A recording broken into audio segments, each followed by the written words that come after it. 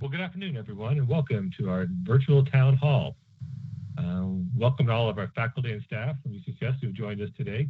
Believe it or not, we have almost 800 people who've signed up for this town hall today. So thank you so much for taking the time out of your afternoon to join us there.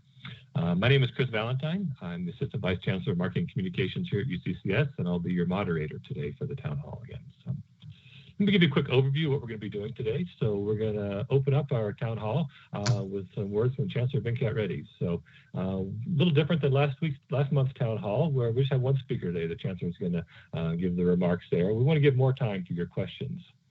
So when he's done with this presentation, we'll dive into a panel discussion with some members of the Chancellor's Cabinet. We have some pre-submitted questions that were turned in before this town hall that we'd like to address first. At about 2:30, we're going to open this up for live questions. So at the bottom of your screen, there should be a link to a form where you can submit questions. So I encourage you during the presentation, if something comes to mind you want to ask to the Cabinet or the Chancellor, please put that on the forms and click submit there, and we'll do our best to get to as many of those questions as we can in the time allowed. So, of course, this is a virtual town hall, so I ask in advance for your questions with the technology challenges. We have a great team in the background, and they'll do their best to get us back online if we have any issues there. But, of course, we appreciate your patience if we run into any stumbles there. But with that, let's dive right into the program. So I'd like to introduce our Chancellor, Reddy. Chancellor. Thank you, Chris. Good afternoon, everyone. Welcome to our second virtual town hall. And thank you for giving us an opportunity to share the rapidly evolving circumstances on our campus, system, and the state. And what I'm going to say today is really a compilation of a lot of people's work on this campus. So bear with me as I walk you through many things that the campus has done so far. First things first, let me offer my congratulations to all of our graduates from the class of 2020. We set a new record on Friday as we awarded almost 1,600 degrees to our graduates, our largest graduating class yet. We also made history as we held the CU system's first ever virtual commencement ceremony. It was also a first for us, and none of it would have been possible without the extraordinary efforts of our faculty and staff. Our faculty worked tirelessly to help the class of 2020 cross the finish line. Our staff worked across every college and department to bring commencement to life on screen. And we had alumni, elected officials, friends of the university, and community leaders sharing messages and words of wisdom for our graduates. I hope you were able to tune in. Even though it wasn't the celebration that we wanted or expected, we still had the opportunity to celebrate our graduates, our reason for being, and a reason for doing the work that we do. Thank you from the bottom of my heart to everyone who made it possible. Before I share some updates about the budget and the fall semester, I want to remind us of who we are and what we're all about. Even as I connect with you from my home, I can feel a sense of anxiety right now. Anxiety about the coronavirus, the future of our campus, about the economy, and about what's to come. I share that concern with you. But I want to assure you that every decision we make is grounded in our mission and in our core values.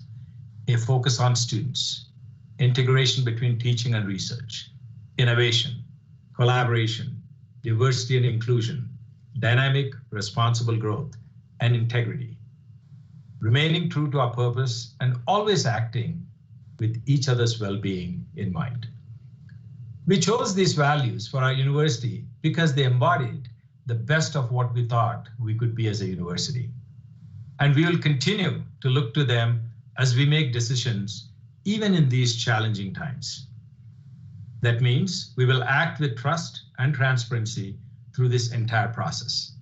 We'll work hard to listen to every voice on this campus, and we'll work together to make the best decisions possible for our campus. And that's the promise I make to you. Now, let me share some updates about the future.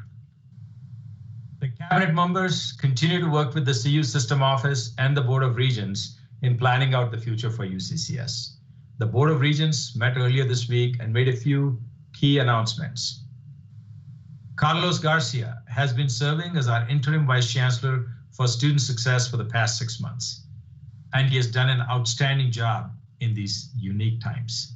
The regents approved our request to appoint Carlos as our permanent vice chancellor for student affairs, effective June 1st, 2020. Yes, you heard me right, and there's another change. The student success area name will change to student affairs. So please join me in offering our congratulations to Carlos. Congrats, Carlos.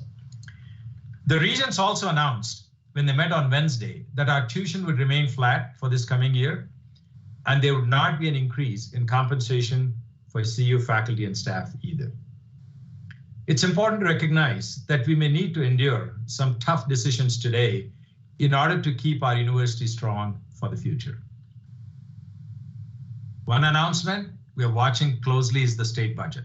The state is predicting to see a shortfall of $3.2 billion in revenues. On Tuesday, Colorado's Joint Budget Committee cut 58% of next year's higher education budget. This is in contrast to our modeling of a maximum budget cut of 20%, if you recall from the last town hall. Governor Polis authorized an additional $450 million for higher education, of which CU system will receive $127.7 million. So we hope to recover some of the losses from the state budget cut through this source. So before I give you a budget update, let me give you an idea of what our campus budget is. The bulk of the university's total revenues comes from two sources: general fund, which comprises of student tuition and fees and state funding, and auxiliaries. Student tuition and fees comprise of 50%, and state funding 12%, and auxiliaries are 21% of the budget. Currently, our budget is $275 million. We receive about 12% or $33 million of that from the state. So the 58% cut the state has given will impact that $33 million that we're receiving from the state, which equals to about $19 million. Most of this cut will be made through the governor's allocation, but not all of it. That is, we're going to make up from those monies that the governor is giving us. I use the terms general fund and auxiliaries, and I want to take a moment to make sure you understand both of these terms. The general fund is the money that comes from student tuition and fees, plus state funding. Auxiliary funding comes from housing, dining, the bookstore, etc., and supports its operations. And also, you know, we borrow money to construct the beautiful dorms we have in the dining facilities. So the money generated from auxiliaries also goes towards paying off our debt on those buildings. So it's a pretty big hit when we have to keep the dorms closed. Currently, we are creating scenarios for our budget to be down as much as 20% this next fiscal year. At 20%, we are looking at a budget shortfall of about $48.6 million. You know that I'm a perennial optimist. So our plan is for us to start the fiscal year preparing to be 15% down and have the ability to cut another 5% this fall if we don't meet our enrollment goals. This decision will be made in September when census numbers are available. And my hope is that we are not going to drop more than 15% in enrollments. At this point, the 15% budget reduction scenario includes cuts in non-personnel areas such as campus reserves.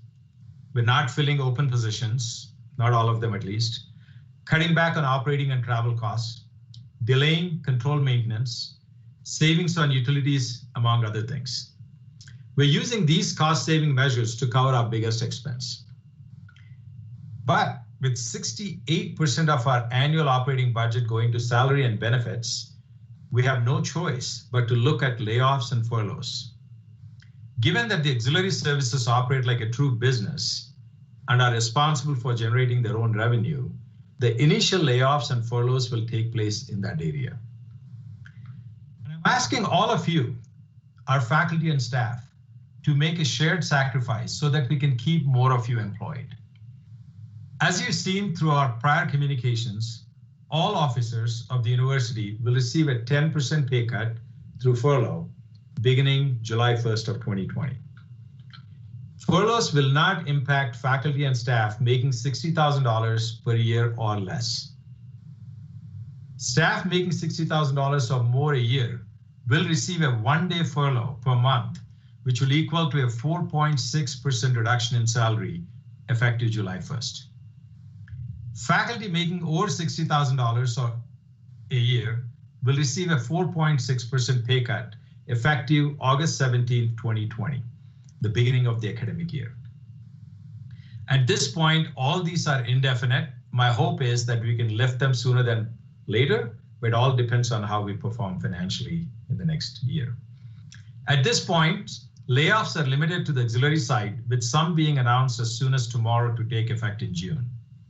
We are working hard to have any layoffs on the general fund side so that we don't get impacted on the general fund side. However, we cannot guarantee them if the financial situation deteriorates.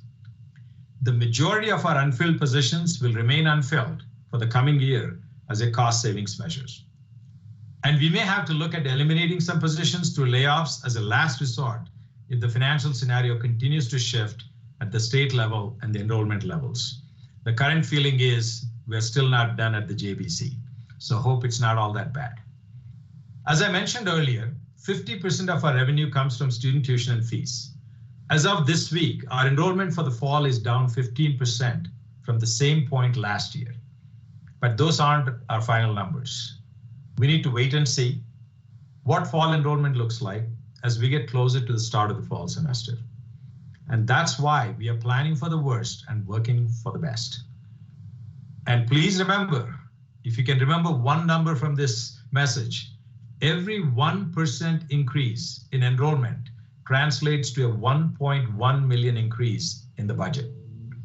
Obviously, if we drop 1%, it's a negative 1.1 million. So student recruitment and retention matter now more than ever before. All of us should think about and help create innovative ways to support recruitment and retention. Because the more students who attend classes in the fall, the more students we have an opportunity to help succeed, and the fewer cuts we will endure. And if you have ideas, please do share. If you know current or prospective students, please reach out to them and make sure they know that earning a degree is one of the best decisions they can make for themselves and for their families. I know these are difficult conversations, but if we can weather the storm today and share the burden together, it'll help us come out the other side stronger than before. One thing that I can promise is that we will continue to be transparent as we go through these difficult times. Here's an interesting fact. In the month of March and April, we sent out almost 600,000 emails to faculty, staff, students, and other stakeholders. Compare that to March and April of last year, where we sent fewer than 100,000 emails. So we'll continue to work hard to keep you in the light. So I hear you loud and clear when you ask for transparent, consistent communications. We have scheduled another town hall in June. You're going to get to hear that soon. And we'll continue to send out weekly email updates with the latest information. Now, let me give you an update of what our plans are for the fall semester.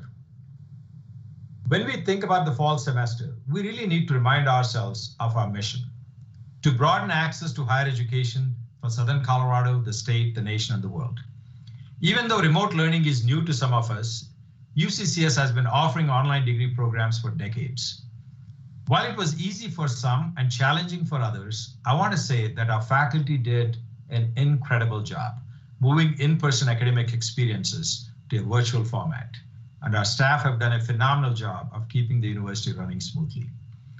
But there are some experiences that we value having in the classroom and face-to-face. It's important that our nursing students get hands-on experience practicing patient care, for example. It's important that our student and faculty researchers get back to their labs. I know many faculty members have expressed that they just miss seeing their students' faces. In-person instruction matters.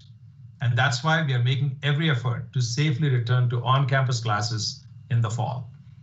However, any move to campus must be done safely. We have to stay flexible and adapt to public health guidance and all the potential scenarios we might face. I want to share that as of today, our intention is to hold classes on campus in the fall, following the healthcare guidelines, While we aim to be on campus this fall, that doesn't mean we know yet exactly what that will look like. To answer the question of how we do this, we create a recovery team. This team includes almost 50 people from across our campus who are working to make recommendations on what an on-campus experience looks like, with the safety of our students, faculty, and staff as the #1 priority. They're looking diligently to review all possible scenarios and guidelines. I don't have time to describe all of the potential scenarios, but they're looking at who needs to be on campus, which courses could be delivered remotely, what is the capacity of our classrooms if we have social distancing guidelines in place. They're also reviewing safety guidelines like masks, temperature checks, and social distancing. I hope that we not only plan for fall semester, but really plan for the next academic year so that we don't keep our stakeholders in suspense in the fall. We should be prepared to pivot to online and remote learning if we see any resurgence in COVID-19 in fall or in the future semesters. With all of their help and expertise, our goal is to make a final determination on the fall semester, including on-campus housing by early June. This includes decisions on when faculty and staff might be able to return to on-campus work. As we said before, we don't expect to return to campus all at one time. I expect we'll return to campus in a thoughtful, phased approach. I want you to know that your input is being taken into account. We have been using feedback from faculty and staff at each point of the decision-making process, and we're going to continue doing so. We're working closely with governance groups as we share information and seek feedback to fine-tune the decisions. Even this morning, we engaged the UBAC members in this very conversation. Faculty, we received feedback from well over 60% of you in the faculty survey that was circulating in weeks past. Early results of the faculty survey show that the majority of faculty would like to return to on-campus classes as best as we can within public health guidelines. Many faculty also expressed concerns around the cleaning and social distancing if we return to campus. Know that the recovery team is working to answer those questions. Staff, you offered so many creative solutions and suggestions that we are still working through the data.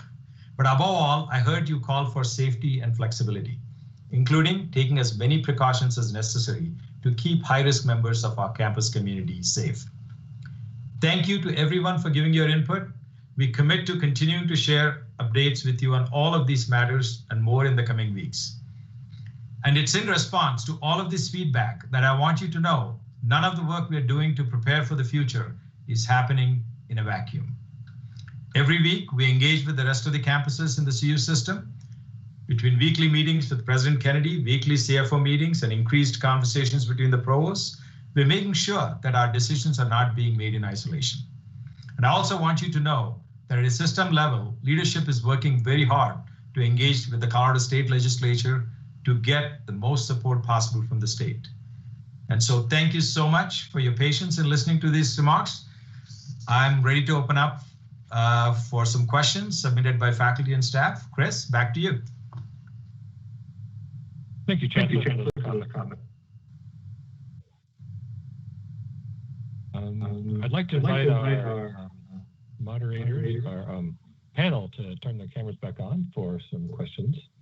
So introducing our panel here, we have Provost Tom Christensen, Carlos Garcia, our Vice Chancellor of Student Affairs, Chuck Litchfield, our Vice Chancellor of Administration and Finance, Harper Johnson, our Assistant Vice Chancellor for Information Technology and Chief Information Officer, and Laura Alexander, our Assistant Vice Chancellor and Chief Human Resources Officer. So thank you all for joining us as our panel. So these questions were submitted prior to the town hall. We'll go through these first, and then in a few moments, we'll get to the live questions you've been submitting. So thank you. So first, Laura from Human Resources, we have a question about furloughs. So we've talked a lot about furloughs, but please define what a furlough means and the different types of furloughs. And if you could touch on how does a furlough impact benefits? Sure, thanks, Chris. A furlough is a temporary unpaid leave. It's essentially time off without pay. In a furlough, there is still an employment relationship between the university and the employee. Furloughs can be taken in a daily, weekly, or monthly increment. And that's just the general definition. So in terms of different types of furloughs, we have a continuous furlough, which would mean an employee is in a furloughed status on a contiguous basis, an ongoing basis in which they're in a non-pay status. And then we also have a periodic or intermittent furlough leave, which is probably a little bit more common, where you see employees who have a specific number of days per week or per month that they are not working, and those are sprinkled in with the days that they are working. So those are the two types of furloughs that are really relevant in our situation. As far as the benefit question goes, with furloughs, the nice thing about them, if there is a nice thing, is that you remain benefits eligible. Your benefits stay intact, as well as your vacation accruals and your sick leave accruals. So you continue to accrue your leaves, you continue to have benefits. The only qualification to that would be if your pay drops below a certain level so that you are not able to pay your normal employee contribution in order to retain your benefits, the System Benefit Office will bill you for your share of the benefits that you are not able to capture from your regular pay. That is the question in a nutshell. Thanks, Chris. Thanks, Laura. We'll transition over to Chuck. So, Chuck, I know we've announced earlier that we'll be remote learning for the summer, but what does returning to work on campus for the summer look like? I know there's been some work around that recently. Can you give us an update there? Sure, thanks, Chris. We'll be publicly announcing the summer access plan, I believe later today.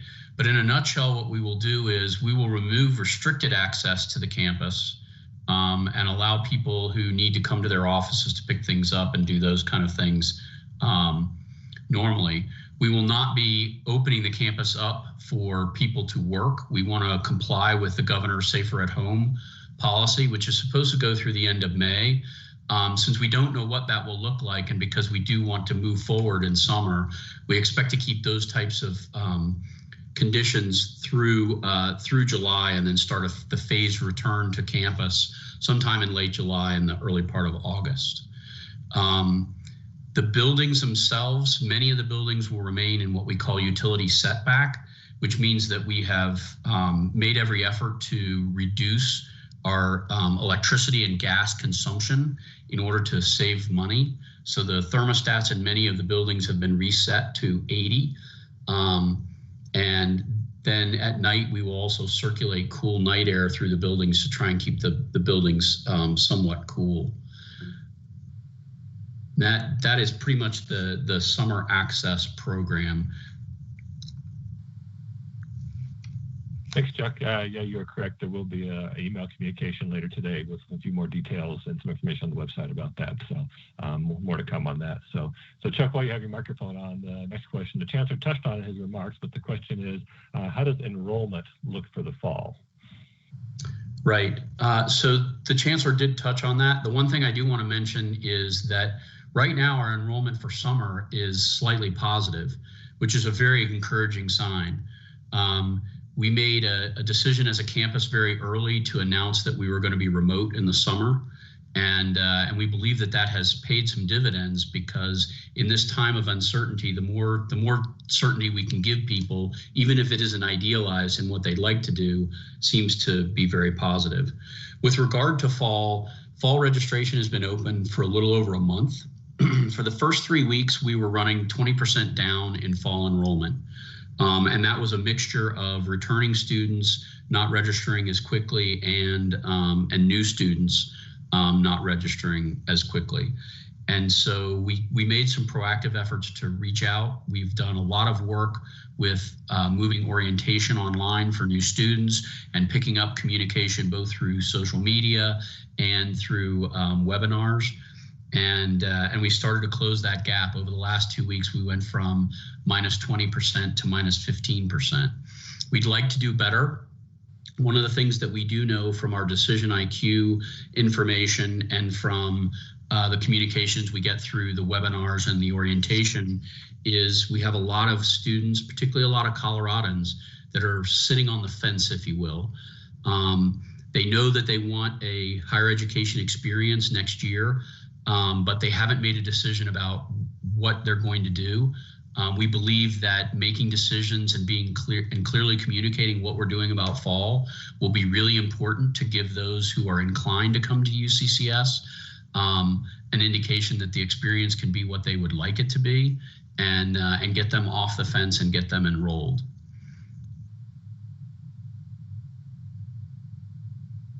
Thanks, Chuck, for the summary there. Transition now to Carlos. So Carlos, lots of folks are asking about living on campus in the dorms. So the question is simple: will students be living on campus this fall? Yeah, thanks, Chris. Our current plan has students living on campus this fall, but this will depend on what the public health orders are and what the social distancing guidelines we will have that we need to follow. We do expect to, even in the best of scenarios, not have the normal amount of students that we typically have on campus. Our current worst case scenario has is about at 1,065 students living on campus, and our best case scenario has about 1,350 or so students living on campus. This is still about 300 students less than we typically have during the fall semester. And of course, we will need to have plans in place in the event that we, again, need to pivot quickly and deal with the COVID-19 surge like we did this past March. But our current plan is to have students on campus. Carlos, while you have the microphone, one more question for you. So about student fees. So the question is, will students be charged student fees if not all the services are available to them? Yeah, this is always a tough one. With student fee funded programs, we have to commit to ramping up these services for students, which means we have to provide staffing for those programs and et cetera. So this requires that we have the funds in order to ramp up and have staffing for those programs. We're also obligated, as the Chancellor mentioned earlier, to pay the debt on those student fee buildings, like, for example, the Rec Center or the University Center and others. The debt on those buildings are legally backed by the collection of those student fees. So this is how we basically were loaned money to build those buildings years ago, and then we're committed to paying for them. So the student fee funded program still plan on providing programming, whether it's in person or virtually, or in a hybrid of the two. So regardless of the format, we are still committed to providing a quality out-of-classroom experience for students. It just may be in a different format. So yes, we are planning to still charge the approved student fees. Thanks, Carlos. Transition to Provost Christensen. So Provost, Chancellor touched a little bit about fall classes, but the question is simply, what will fall classes look like? Yes, he touched on a little of it. Let me go into a little more detail. So in some ways, not that different in the sense that it'll be a mix of on-campus and online classes. We've been doing that for many, many years, but it will be a different mix this time. And the reason it'll have to be a different mix is that we have constraints that'll be imposed on us by various health restrictions. If we take a look at an example, just the social distancing restriction of keeping people 6 feet apart, that has a tremendous impact on our classroom capacity. If you want just kind of an average number, it'll decrease each classroom by about a factor of 4. So a classroom that originally handled, say, 120 students now will only be handling 30. So that will have a tremendous impact. Some of the classes that we have, some of the larger classes, will simply not be able to meet on campus. We won't be able to have all the students together at once. So as we look at what classes we need to move to an online environment and which classes can remain on campus, we have to consider what's pedagogically appropriate. What do the faculty say can be done with these various classes? We have to decide what our priorities are. Do we want to make sure, for instance, well, say laboratory or studio classes that require special facilities? Can we keep those on campus in some way? What about our freshmen? The on-campus experience is an important part of being a freshman. Can we find a way to continue to give them an on-campus experience, even with the restrictions that we'll be under? So anyway, the recovery team that has been mentioned before is working on this. They're working on some guidelines to help the colleges and the faculty to figure out what that mix of fall classes will look like. Next question is also for you, Tom. It ties into the same thing. So what public health restrictions do we expect to be in place? You touched on a few of them, social distancing, but other thoughts on that line of question? So certainly social distancing seems like it's very likely to be in place. I mean, there may be requirements around wearing masks. For faculty who immediately get to the point of, wait a minute, how can I lecture if I'm wearing a mask? Right now, the Colorado Department of Higher Education guidance is that a faculty member who is at least 12 feet away from the students is allowed to not wear a mask during the lecture. I would certainly encourage faculty under those circumstances to have the mask with them, because after class, you'll be getting closer than 12 feet to your students. There may be cleaning protocols that we will be needing to follow, maybe some testing protocols. There's a lot that we don't know about just what will be in place in the fall and what changes could happen during the fall semester. As the Chancellor mentioned in his remarks, they're looking, the recovery teams in the next couple of weeks to come back with some recommendations. So that process is underway. So thank you for that update. Chris, we'll continue to repeat that. We'll keep safety of our students, faculty, and staff as our top priority in making all these decisions. So we'll be very thoughtful. We'll continue to listen and do the best we can. But that's really is what's driving everything right now. Great. One more question for Harper from the IT side. So Harper, can you talk briefly about the plan to provide technology to our new students? It's kind of exciting change here. Certainly, Chris. Thank you. First, I want to offer a big thanks to the UCCS OIT team. They've been working quietly around the clock behind the scenes to keep our students, faculty, and staff connected in this very interesting time. And secondly, I would like to applaud the media services team, whose creativity and hard work was behind the scenes to support the first ever UCCS virtual graduation. So thank you to those groups. Big thank you. We're excited to offer a solution that will provide our students a flexible access to our electronic learning applications, whether they're on campus or working remotely. In the past, we've only had that access in on-campus labs and in the library. And in order to do so, if we have to offer remote classes, we are implementing a $0 Chromebook lease program for incoming freshmen. We're doing so in coordination with the campus community, including representation from the bookstore, financial aid, student orientation, and enrollment services. Of course, access doesn't end with the computing device. We're also developing a mobile application to allow students, faculty, and staff to find free Wi-Fi access points across the state of Colorado to supplement possible broadband needs. We think that the combination of the computing device and wireless access will allow remote access, desktop access to our campus library and lab computing devices, allowing students to use those desktop applications needed to complete the academic mission of the university. Perfect. Thanks, Harper. Yeah, that's exciting transition there. So great work from the IT department. My clock says it's a little after 2:30, so we promised to get to some of your live questions here, and my email box is overflowing with questions. So let's transition to some live questions. So I'm going to start with the Chancellor with this one. So you touched briefly on furloughs, and my box is overflowing with questions for a little more explanation about the furloughs. For example, one question is the 4.6 reduction in pay for faculty a temporary furlough or a permanent reduction in our base salaries?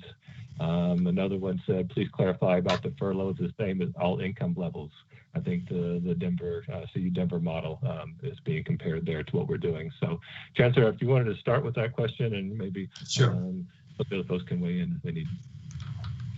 So it would be, so the way the furlough has been designed to happen is it's going to take effect July 1st, and it's going to be indefinite because we don't know what the financial horizon looks for us. So if we can clear up, let's say our fall enrollments looks really healthy and we can recover a lot, my hope is we can discontinue the furlough in October. if you will, though the likelihood may be less. So my hope is it doesn't extend beyond a year, but it really depends on what we do between now and then. So that's in our hands, how we can manage those things. So in that sense, it's going to be indefinite.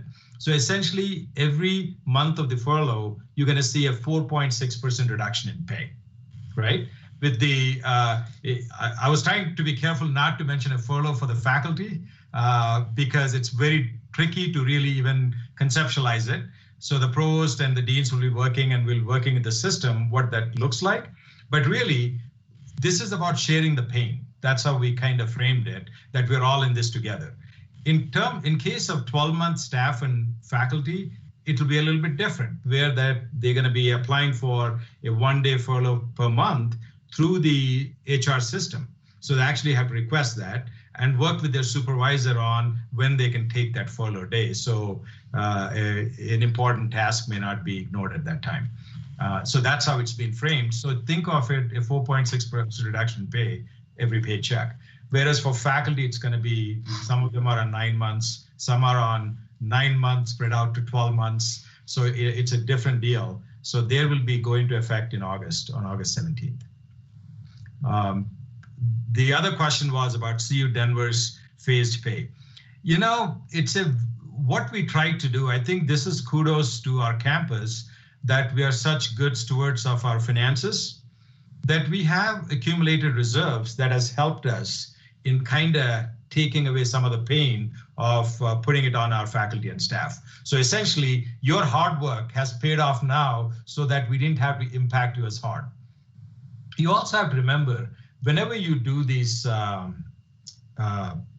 interval pay furloughs, the person who makes $1 more beyond that range is going to get a pretty huge pay cut, right? What we have done in this case is we said anybody who's making $60,000 or less, we're not imposing a furlough on them, right?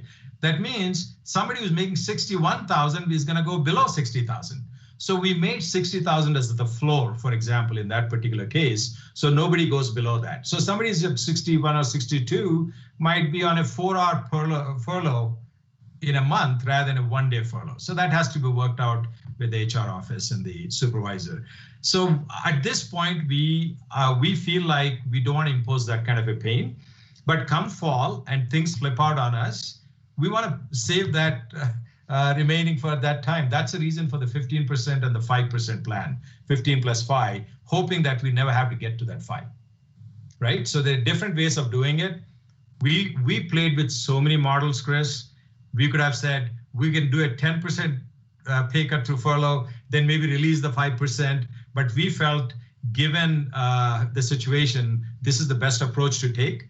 This also allows us to make a big case for the CARES Act funding if we have some shortfalls here and there. So this is about making sure that we are protecting our lean faculty and staff in terms of making sure we can accomplish our mission and the goals that we have for ourselves.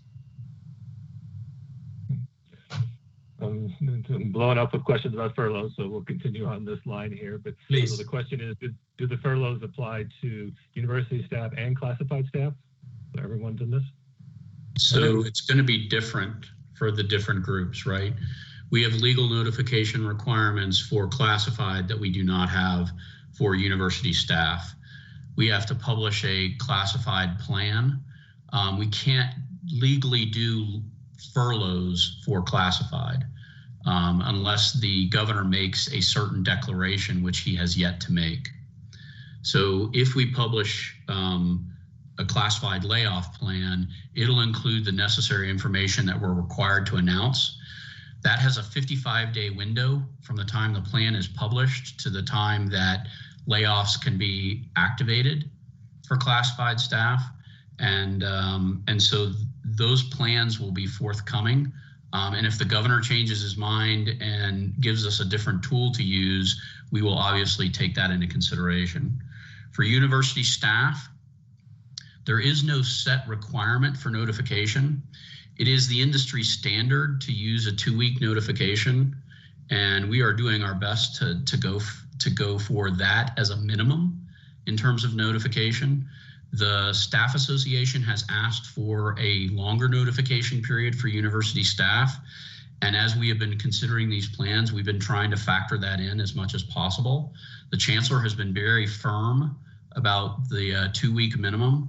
And so we are working toward that with regard to notification. All right, we're going to continue on this theme here. So a few people have asked, can anyone take voluntary furloughs between now and July 31st? Is that an option for folks to help? So we need to be careful. We have the person asking the question clarify that.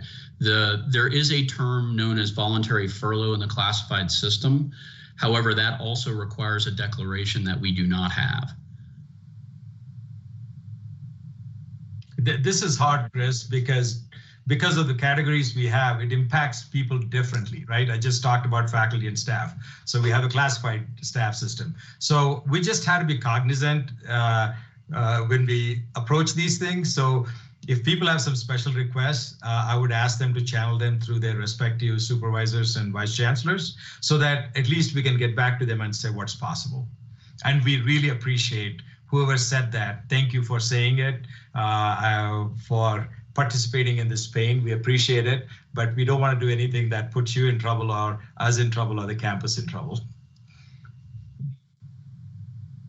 All right, so changing topics a little bit, but still in the HR realm here. The question person saw the article in the CU Connections about the regents move quickly to enable vacation leave flexibility for employees. So I know the decision was just made this week, but can we offer just a little bit of update on what's the timeline around those updates? So let me focus. So first of all, I want to thank the regents that they're thinking about our staff losing vacation at this time and allowing us to have them extended. But we also have to sort out the details now. What exactly does that mean?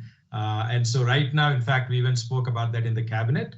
I would say, could you please wait a couple of days before we get back to you with firm details? Because it says that the president would approve the leave for vice presidents and chancellors, and each chancellor will approve for the campus. So we are trying to find a way that minimizes the effort on your side and make sure we trust our folks and do the right thing and make it easy for you to do that. So I'll ask Chuck or Laura to pick up on that and see how soon we can get. Yeah, I've been talking with my colleagues at the other campuses about this, and there's still much to be decided in terms of just the logistics and the mechanics of rolling that out. It's not an issue as to whether it will happen. It's just a matter of how we make that available and what kind of checks and balances, if any, we attach to that. So just need a little bit more time to get that squared away, and then we'll be sending out campus notifications and putting that information on our HR website also. By the way, the reason we are kind of caught off guard on this is because Regent Kroll decided to just put that on the motion table on the spot. So there was no pre-planning on that. That's part of the reason we can't get you an answer right away, because that was, the regents felt that has to be done. Can't wait till mid-June because it's too late. So appreciate Regent Kroll, but I think we still have to sort out the details. Yeah, I just want to echo that. I mean, it was Regent Kroll's intent was to make sure that we would have plenty of time to communicate this to staff. He understood that waiting until June 30th to make a decision didn't make sense. All right, we're going to change topic just a little bit. So Provost Christensen, there's a question about the start dates. So some schools are adjusting their fall calendars, like Notre Dame starting early. Are there any thoughts around adjusting the fall calendar? So it's certainly one of the topics that is on the discussion list. Both, can we change the beginning of the semester? Can we change the end of the semester? What do we do at Thanksgiving break, which is another one that some schools are looking at? Do we go fully remote after Thanksgiving? Do we even try to shorten the semester in some way. A lot of opportunities, a lot of possibilities, and a lot of complications amongst all those opportunities. So yes, those are being considered, and we'll hopefully have some more guidance on that in a few weeks. But definitely it's on the list of things that we're exploring. All right. Chancellor, in your remarks, you mentioned some of the other things that we are doing for cost savings, that people appear to have missed some of those things. So they're asking about travel expenses and landscaping expenses and things like that. Can you cover some of the other things, non-personnel issues that we're doing to save on expenses? So the big, I'll make a quick summary of those comments and seek Chuck's help to fill it up. But really, campus reserves have been a big source. Not filling positions has been another big source. Control maintenance is another big source. Operating budget and travel. So those are really big sources. The other one is student employment, because if we kind of cut back on a lot of things in fall and summer as well, when we are remote, we may not need as many students. So I kind of feel bad for the students that they lose that opportunity, but there's not that much need for it. So we'll be saving there as well. So Chuck, anything I missed on that list? We are taking stabilization. Yeah, so we're taking the emergency tuition stabilization funds that the Regents force us to set aside for a rainy day, because it's pretty much a rainy day. And so we're gonna take a lot from that fund as well. We will also be taking some savings from the transition that the campus went through to a benefits pool a little over a year ago. We're also being told right now that the expected increase in the health, life, and dental costs will be less, and that will actually create some savings. Hopefully that savings will also be created on the employee side as well. And I think that covered the issues that you covered. I was just trying to check my list of the things that you just said. Yep. All right. The next question is about access to campus. So it's about research. So Provost Christian, I'll let you start, but Chuck, you may have to jump in with some of the summer access. So the question is, when can we get back into our labs for our research work? Research is certainly an important part of our academic mission, and it's also, of course, a very important part of graduate education. So we're glad to be able to get that going again as soon as possible. Faculty who were already on the approved list that existed for the spring can get access to their labs, as they have already been able to. And then starting in June, we'll go into the summer plans. There won't be a specific list that you have to be on in order to get access to your offices or labs. We'll certainly still recommend that you don't spend any extra time on campus if you can avoid it, to come in and do what needs to be done. Graduate students will be included in that access as we get into the summer, so that graduate students will be able to engage in the research, work in their labs, things like that.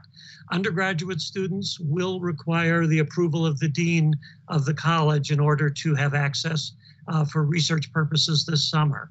Now, of course, as we're doing all of this, we still need to follow the health and safety guidelines. So social distancing, for instance, requirements will still be in place. This may mean that some of the laboratory rooms will have reduced capacities, so we may not be able to have everybody who would like to have access to that particular facility may not be able to be in there at the same time.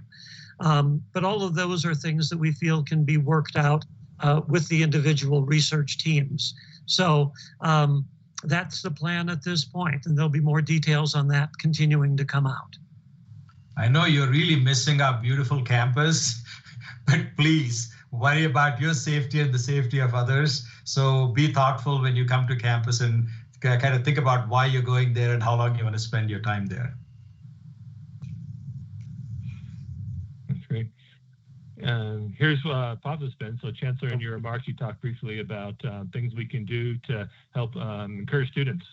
So the question is, I'm sure there are a lot of staff and faculty who could call on the, quote, on the fence students to give them kind of a pep talk or encourage them. So you want to talk briefly about your excitement about maybe helping those students make the choice to come to college this fall? Yes, there are a lot of students who are kind of in the maybe category. They are thinking of a gap year. That's the big term out there. So we're going to take a gap year. And my request to the students is think of what you're going to do during the gap year when everything is pretty much shut down. I think you might as well pursue an education. And then hopefully, if there's a smaller class entering this year, when you graduate, you probably will have more jobs waiting for you if you continue that education. So we need to get that kind of messaging out to our students. So I just spoke to the deans as well to help us with that. We have never really asked our faculty to help us in the recruiting part of the efforts. But I think here's an opportunity for you to make that connection to the students and encourage them to pursue the education. It's really for their success. So we asked Matthew and his team to help put some messaging together so faculty and staff can call those students and share with them. We can reach out to many of the high school students as well. So I think this whole strategic enrollment committee is working on a variety of ways to do that. I do think there's an opportunity, and we will be connecting with you on that. I'll also ask Chuck to add in anything else, Chuck, that you'd like to ask for help from the faculty and staff. Well, one of the things that I'm hoping is that once we start the process for reopening the campus, that we will extend invitations to students who had indicated an interest in us or had wanted to come to an orientation for an opportunity to come to campus. That may be a fairly compressed time frame, and so we may be looking for volunteers to help with that. Obviously, the public health restrictions may also limit the number of people we're interfacing with, in which case we may need more engagements in order to get that kind of contact. So as we start looking for people to help with that, we really hope that people will step forward. We also actually engaged alumni who are writing letters to the students, prospective students, and maybe students saying, hey, you got to go to this campus. So I think here's a great opportunity to do this. So this question is about kind of enforcement of the public health policies. So Chuck, I'm going to let you take the lead on this one, and Carlos may help. But how would you enforce any social distancing and or mask wearing policies on campus? Is it zero tolerance? And what happens if someone refuses to wear a mask? So I know these are still being developed, but what are some early thoughts on how we're going to enforce these policies? Well, first, let me say that, if a public health order is set by the governor, then that sets the stage for certain criteria. If it comes to the point of where we are setting policy on campus, in other words, the guidelines that are out there allow us to set our own policies, we're going to set as conservative a policy as we can to protect our students and staff and faculty. But the difference between how those things get enforced really is determined by whether that's a public health order from the governor or whether it's a policy that's set on campus.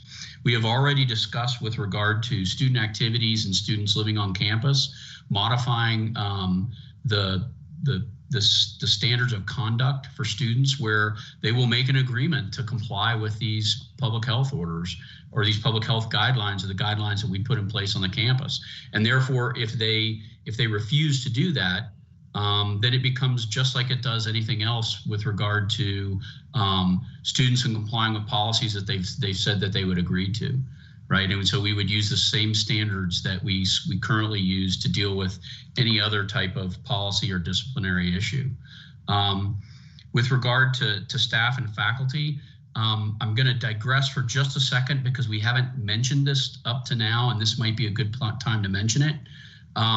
We're going to have a policy for individuals who are at high risk.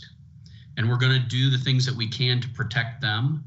And to that extent, then we will modify the opportunities for them to work or to teach in order to accommodate them as an identified high risk individual. And so one of the things we're not going to do is we're not going to put high risk people in a situation that that is disadvantageous to them because of any guidelines that we would put in place. With regard to the staff and the faculty, we will be doing training on the things that are required in order to be able to return to campus, and we will identify a process by which staff or faculty who feel like they cannot comply with that will be given the opportunity to work through that before we have to have some sort of confrontation on campus. And I say that because I think the news has kind of shown these terrible incidents between individuals who wear masks or don't wear. And I'll just add, Chuck covered most of it, but I just want to add that our Dean of Students office is already having conversations about amending the Student Code of Conduct to deal with these situations. And again, our preference is to deal with it as an administrative issue, having to go through the Dean of Students for conduct, and not necessarily go through the criminal route unless it is a violation of law. But that's currently our plan for the how to deal with students. All right. Chancellor, in your remarks, you mentioned layoffs in the auxiliaries. So a number of folks have questions about that, but the questions are pretty general. Can you just they said you went over just a little bit quickly. Can they believe in starting as soon as tomorrow? I thought you heard you say, and who's going to be impacted? So if you could maybe just start a little bit. I know Carlos may be able to weigh in. Chris, let me defer that to Carlos. This is so closely working on it. I think it's very reasonable for him to answer that. Okay. Thank you, Chancellor. The plan is to make adjustments to our workforce. In the auxiliaries, as the Chancellor mentioned, we depend on revenues that come in through bookstore sales and housing rooms and dining sales, and when that revenue doesn't come in, we have to make adjustments. That's pretty normal practice in the auxiliaries. So based on the financial information that we have to make adjustments to our workforce. So tomorrow, some people will be receiving information on that, and we're trying to do the 2-week notice on that piece of it. And so there'll be some meetings that happen tomorrow so that individuals can prepare for the information that they receive. I'm not going to talk about who's impacted. Those are private matters between the individual and the supervisor. But we will be initiating that information starting tomorrow and making those effective on the 6th of June. We will also be making other adjustments beyond that in the next week or two for additional employees. So one thing I'll add to that, Chris, is I just want you to know we feel terrible. We're sorry that we have to resort to this in the auxiliary side. This does not reflect on you. I mean, you worked hard, but it's just that there's nothing we could do. Everything is closed down.